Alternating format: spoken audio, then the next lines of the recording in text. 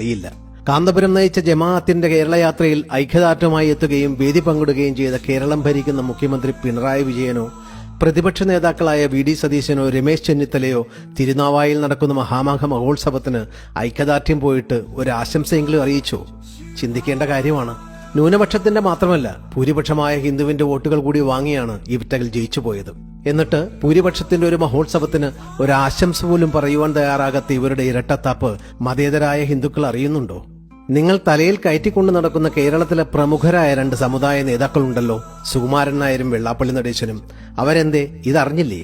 ഒരു നല്ല വാക്കുപോലും പറയുവാൻ അവരുടെ തിരുനാവ് ഉയർന്നില്ലല്ലോ. എന്തേ? അവർ ഹിന്ദുക്കളല്ലേ? അതോ കിട്ടിയ പത്മ അവാർഡിന്റെ ലഹരിയിലും കിട്ടാത്തതിന്റെ ആലസ്യത്തിലുമാണോ? അതോ ഈ ഹിന്ദുക്കൾ എന്ന ജന്തുക്കളെ വെറും പോഴന്മാരായി കാണുന്നത് കൊണ്ടാണോ ഈ ദാർഢ്യവും ധിക്കാരവും? മാമാങ്കത്തിൽ പോരാടി മരിച്ചവരുടെ ബന്ധുക്കളുടെ കണ്ണുനീരിൽ കുതിർന്ന ബലിയേറ്റുവാങ്ങാനായിരുന്നുവല്ലോ നിളയുടെ വിധി. പ്രിയപ്പെട്ടവരുടെ അസ്ഥി നിമഞ്ജനം ചെയ്ത് മടങ്ങുന്നവരുടെ കണ്ണീരൊപ്പി ഒപ്പി കൈകഴച്ച് മനം മടുത്തു നിള.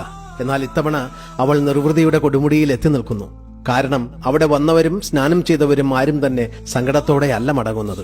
നിളയെ പൂജിച്ച് ആരതി ഒഴിയുവാനും അവളിൽ സ്നാനം ചെയ്ത് പാപമുക്തി നേടി നിർവൃതി അടയാനുമായിരുന്നു. ഇതൊരു തുടക്കമാണ്, വലിയൊരു സ്മൃതിനാശത്തിന്റെ പുനർനിർമ്മാണത്തിന്റെ തുടക്കം. നിള ആരതി ഒരു അവിസ്മരണീയ ഈടാക്കി തീർത്ത ഹിന്ദു സമാജത്തിനും മഹാമാഘ പുണ്യസ്നാനം കൈക്കൊണ്ട് നിർവൃതിയടഞ്ഞ ലക്ഷക്കണക്കിന് ഹൈന്ദവ വിശ്വാസികൾക്കും മന്ത്രയുടെ ആശംസകൾ. ശംഭോ മഹാദേവ.